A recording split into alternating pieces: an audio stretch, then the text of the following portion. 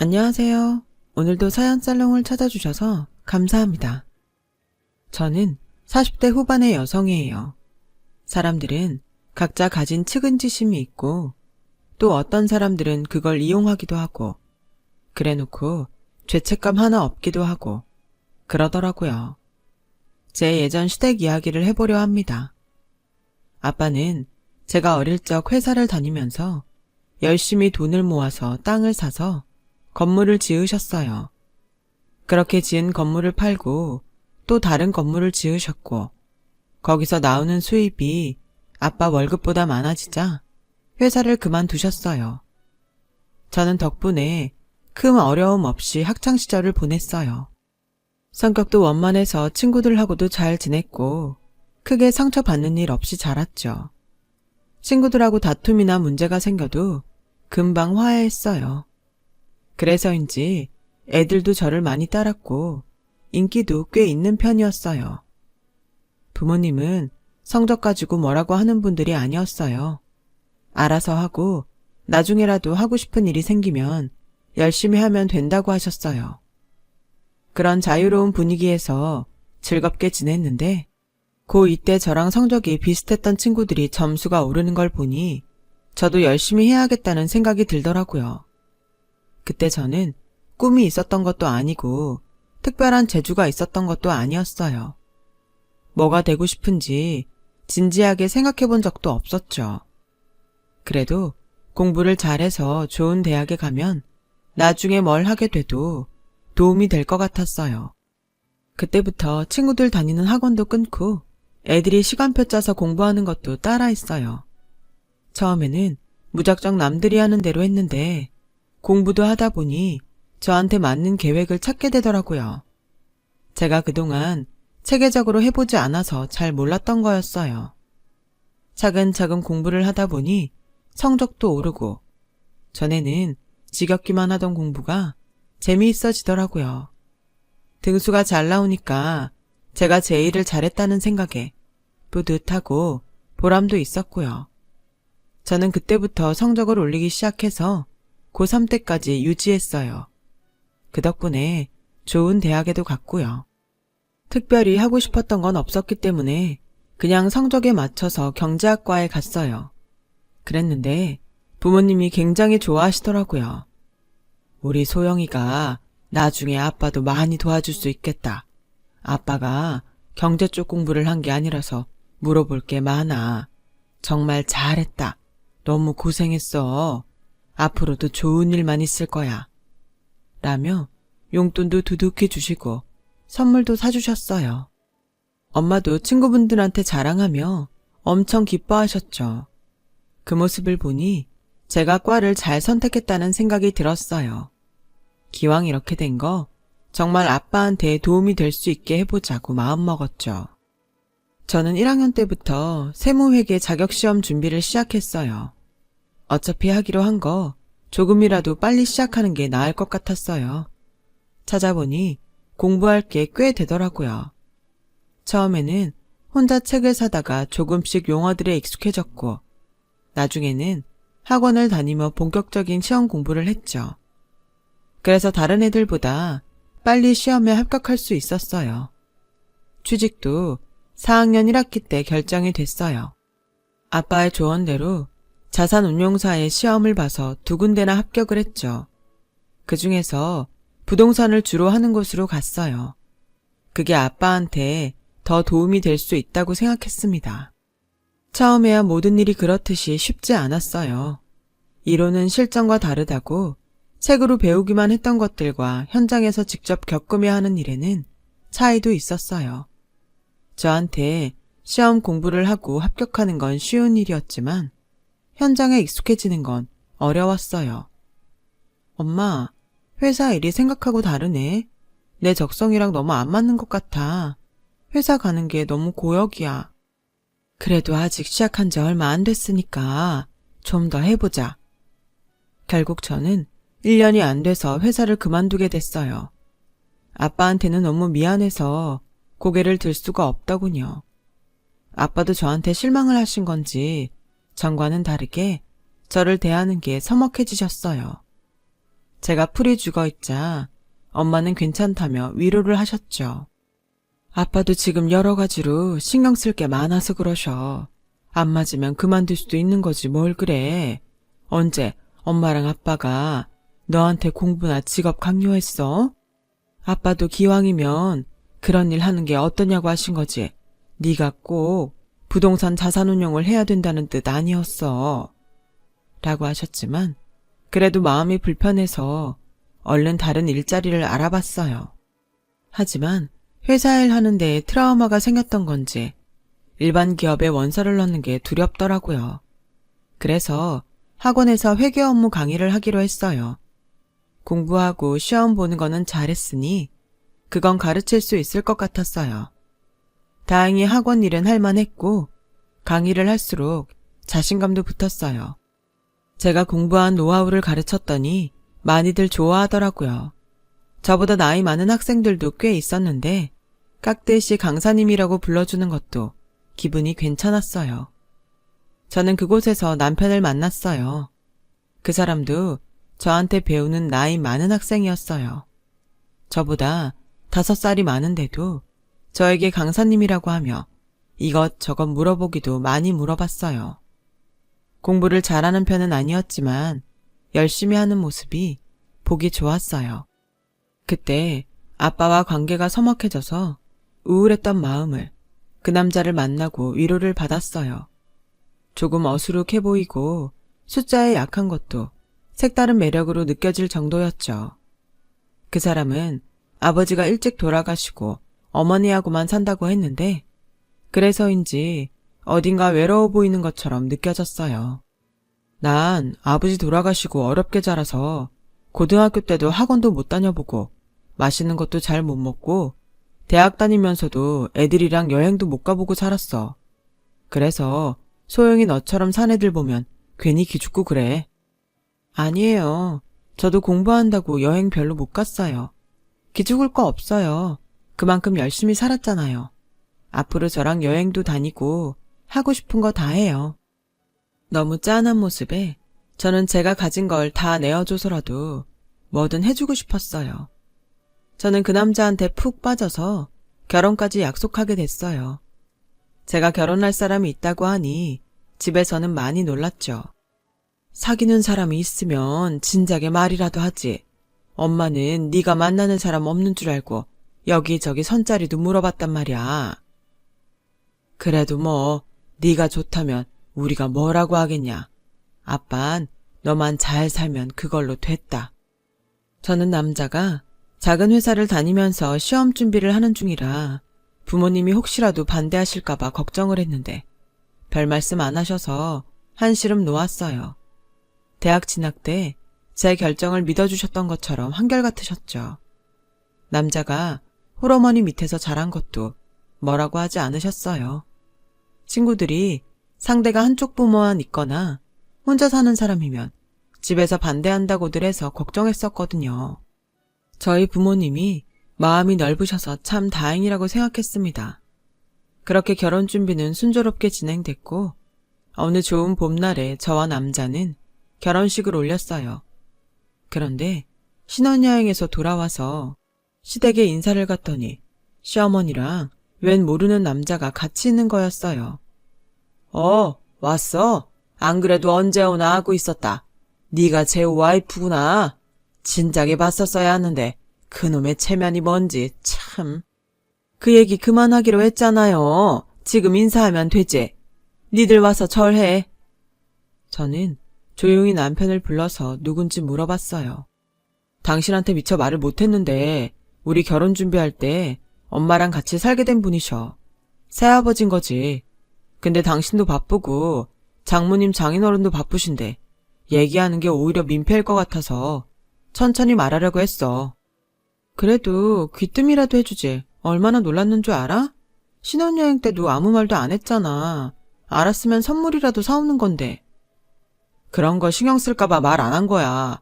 안 그래도 당신 나랑 엄마 거 산다고 돈 많이 썼잖아. 라며 제 생각을 해주는 남편을 보니 놀랐던 마음이 풀렸고 그럴 수도 있겠다는 생각이 들었어요. 얘, 놀랬니? 미리 말 못해서 미안하다. 그게 좀 쑥스러워서 말이야. 이해 좀 해줘. 아니에요, 어머니. 재훈이 무슨 흉이라고요.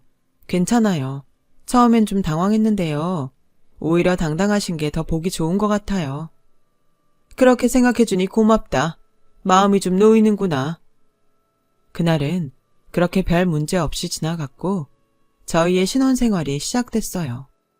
남편은 여전히 회사를 다니면서 자격증을 따려고 공부를 했죠.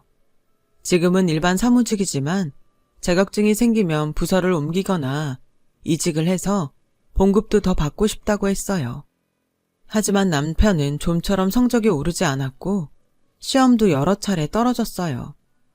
나 그동안 시험 떨어진 것만도 4번인데 이번에도 안 되면 정말 힘들 것 같아.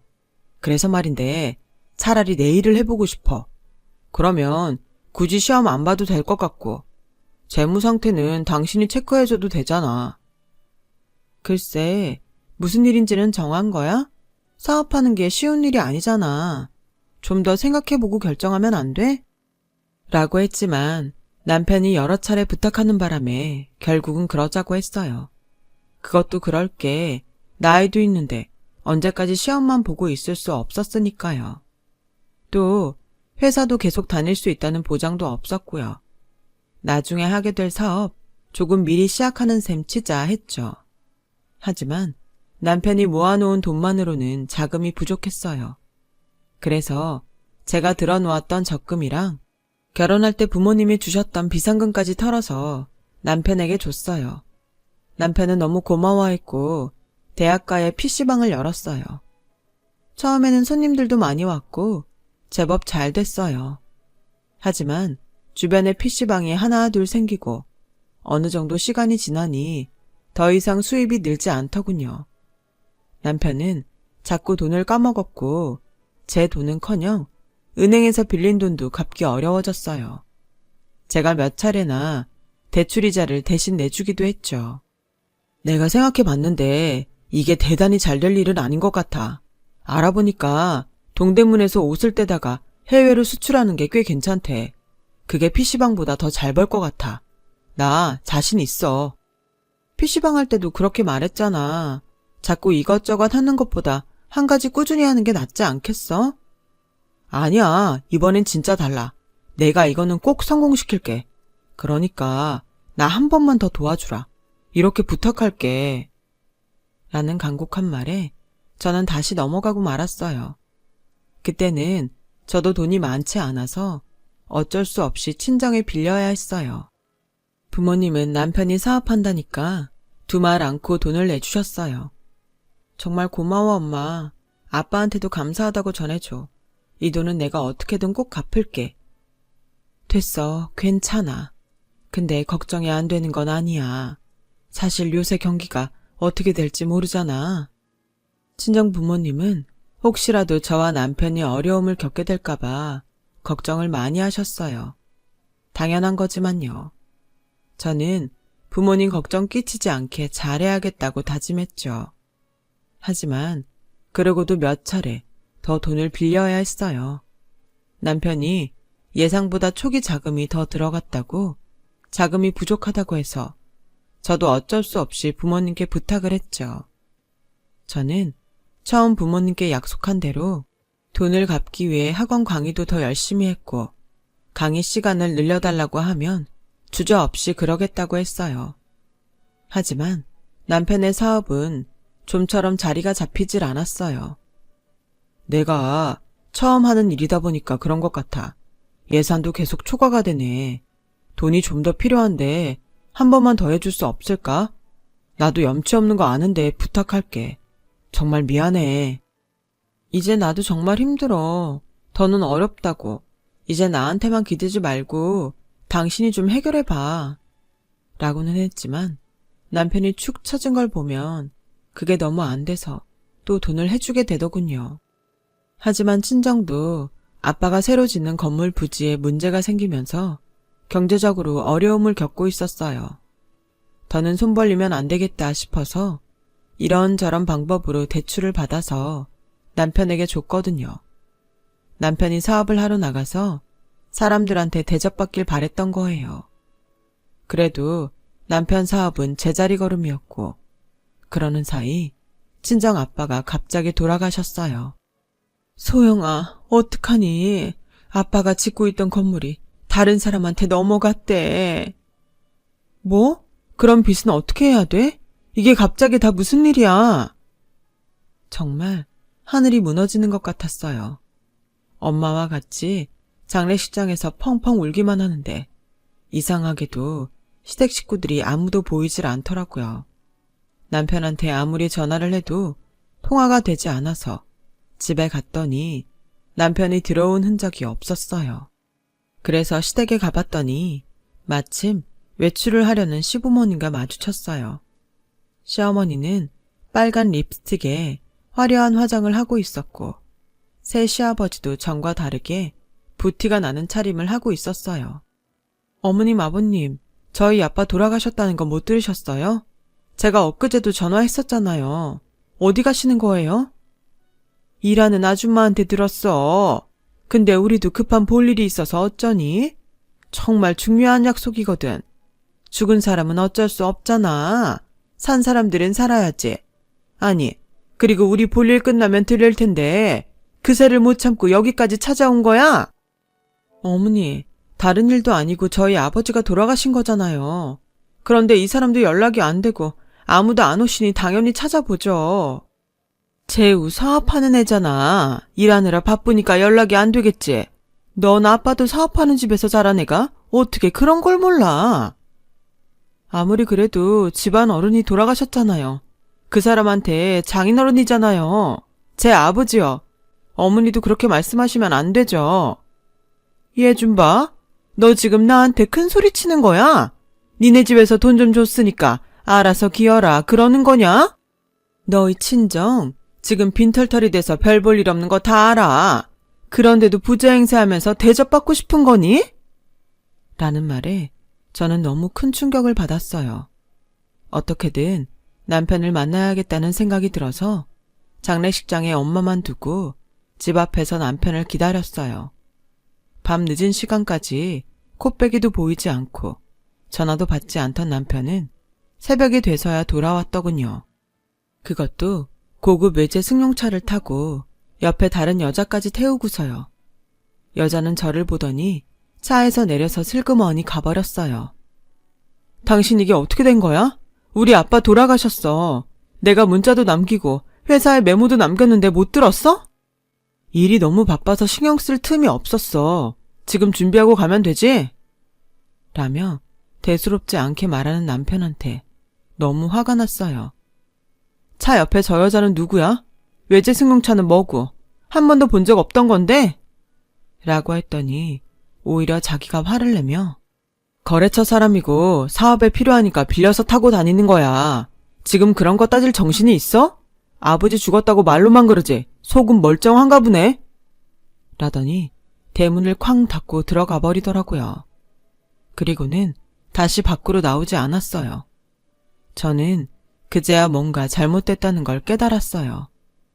장례식장으로 돌아온 저는 분을 참으며 있었어요. 엄마도 아무 말 없이 계셨죠. 장례를 마치고 엄마는 남은 재산을 정리했어요.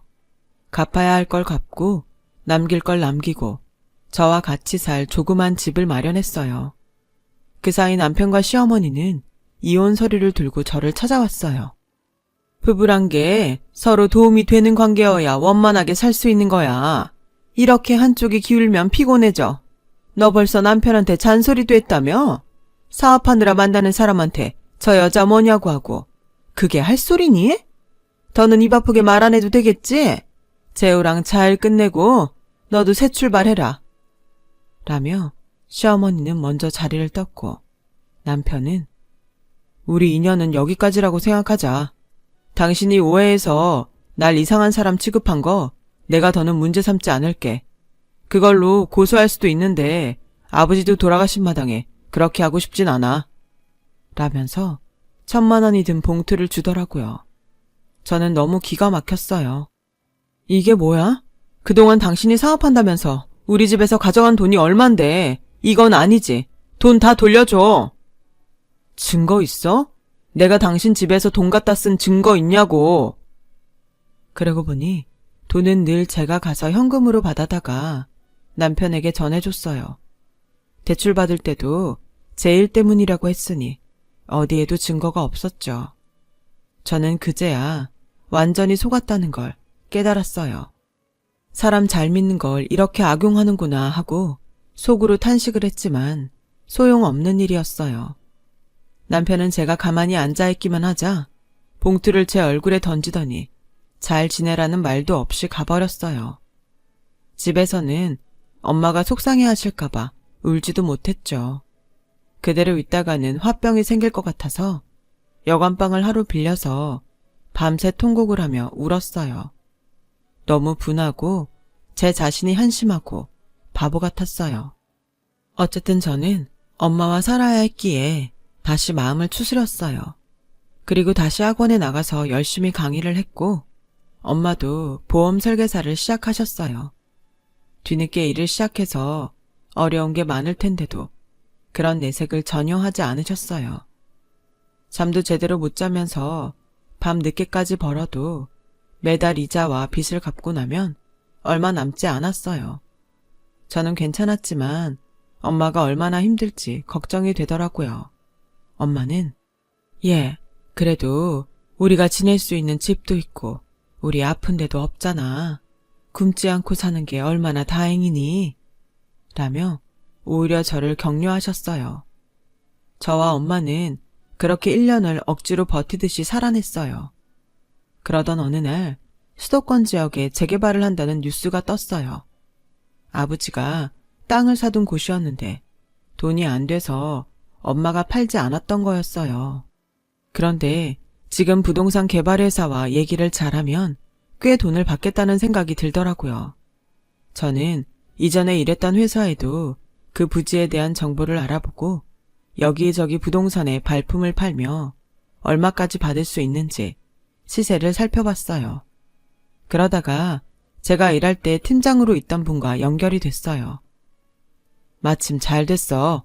내가 지금 있는 회사에서 거기를 알아보고 있던 중이야. 저는 그분 말을 검증하기 위해 여러 군데를 통해서 정보를 받았어요. 정말 팀장님 말대로 그 회사가 부지를 매입하려고 알아보고 있더라고요. 엄마는 그 회사에 땅과 건물을 넘기면서 100억에 가까운 돈을 받았어요. 아빠가 마지막까지 우리 잘 살라고 큰 선물을 주고 가셨네. 그걸 우리 딸이 똑똑하게 처리했고. 고맙다, 소영아. 내가 뭘 했다고. 나 때문에 그동안 돈 뜯긴 게 얼만데. 그거 생각하면 너무 미안해 죽겠어. 네가 나쁜 거 아니야. 속인 것들이 나쁜 거지. 정말 고생 많았다. 아니야, 엄마. 그동안 잘 버텨줘서 고마워. 라며 엄마와 부둥켜 안고 펑펑 울었어요. 저희는 빚을 모두 청산하고 서울에 건물을 한 채 마련했어요. 집도 평수를 넓혀서 이사를 갔고요. 저는 팀장님의 조언을 받아서 다른 개발지에 투자도 조금 했어요. 그렇게 저희 집은 안정을 되찾았고 엄마는 일을 관두고 푹 쉬면서 그동안 약해졌던 몸을 추스리셨어요. 그런데 얼마 안 돼서 남편이 저를 찾아왔더라고요. 남편은 저를 보자마자 무릎을 딱 꿇더니 여보, 소영아, 내가 정말 잘못했어. 잠깐 정신이 어떻게 됐나 봐. 진짜 미안해. 나 다시 받아주라. 응? 나 1년 동안 많이 변했어. 그렇게 불쌍한 척하면 무조건 믿고 바보처럼 덥석덥석 받아주던 예전의 내가 아니야. 이제 와서 이런 당신의 행동을 내가 믿을 것 같아? 우리 집에 돈 생겼다는 말 어디서 듣고 와서 이러는 거잖아. 라며 차갑게 말했더니 남편 안색이 변하더군요. 제가 학원에서 가르쳤던 분이 남편이 우리 집 돈 벌었단 얘기를 들었다고 저한테 얘기해줘서 알고 있었거든요. 정말 뻔뻔하고 양심도 없네. 우리 집 돈 없다고 당신 부모랑 당신 어떻게 했는데? 아빠 장례식에 오지도 않았잖아. 그런 사람이 무슨 낯짝으로 다시 날 찾아와? 미안하긴 뭐가 미안하다는 거야. 또 돈 떨어지면 나 몰라라 안면 싹 바꿀 거면서. 내가 그때는 뭐에 씌었었나 봐. 진짜 미안했어. 한 번만 봐줘. 자꾸 이러면 경찰 부를 거야? 어디 사람들 앞에서 망신 좀 당해볼래? 라고 했더니 어쩔 수 없이 가더군요. 그런데 다음 날에는 남자 어머니가 찾아오더라고요. 소영아, 아가, 우리가 정말 너한테 실수했다. 이렇게 제기할 수 있는데 몰라봤어. 부자는 망해도 3대는 산댔는데 내가 너무 과소평가했다. 다시 잘 지내보자. 그게 서로에게도 좋잖아. 아니요, 저한테 뭐가 좋은지 모르겠는데요. 그쪽이 돈이 있어요, 명예가 있어요. 당신네 같은 천박한 집안하고는 더 이상 상종하고 싶지 않네요. 라고 하자 시어머니는 제 손을 잡고 빌다시피 하더군요. 얘, 정말 미안했다. 네가 서운했지? 그래, 네 맘 다 알아. 그러니 우리한테 기회를 줘. 그럼 우리 집 돈 한 푼도 못 건드려도 좋아? 당신들 우리 집 돈 번 거 알고 이러는 거잖아.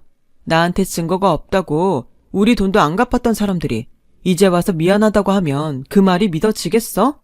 나 당신을 이러는 것도 일종의 협박이라고 고소할 수 있어요. 예, 정말 우리가 죽을 죄를 지었다.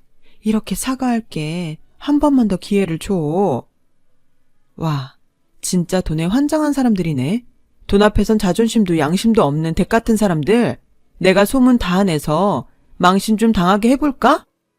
라고 하자 그제야 어쩔 수 없다는 듯 가더라고요. 정말 사람이 어떻게 그렇게 뻔뻔할 수 있는지 모르겠어요. 알고 보니 새 시아버지는 혼인신고만 안 하고 같이 산 지 10년이 된 남자였어요. 남편은 홀어머니 밑에서 커서 없이 자란 것처럼 그렇지만 친척들 등지면서 할 거 다 하고 살았다고 하더라고요. 제가 사람을 너무 잘 믿어서 의심을 한 번도 안 했던 거예요. 그래도 20대에 그런 일 겪은 게 나중에 더 큰 일 당하지 말라고 액땜한 거라고 생각했어요. 그 일이 아니었으면 저는 너무 쉽게 이것저것 믿었을 거예요. 남편과 시댁은 그 이후로 연락을 끊었고 저는 5년 후에 좋은 남자와 재혼을 해서 지금까지 잘 살고 있어요. 예쁜 아들, 딸도 두었고요. 친정엄마도 여전히 건강히 잘 지내고 계세요. 젊을 때 나름 파란만장했던 일을 꺼내니 다시 눈물이 쏟아지네요. 긴 얘기 들어주신 여러분 정말 감사드려요. 힘드시더라도 참고 지내시면 꼭 좋은 날이 올 거예요. 늘 건강하고 행복하세요. 감사합니다. 여러분, 사연 댓글에 응원과 현명한 조언 부탁드려요. 좋아요와 구독은 저에게 큰 힘이 됩니다. 오늘도 좋은 일 가득하세요.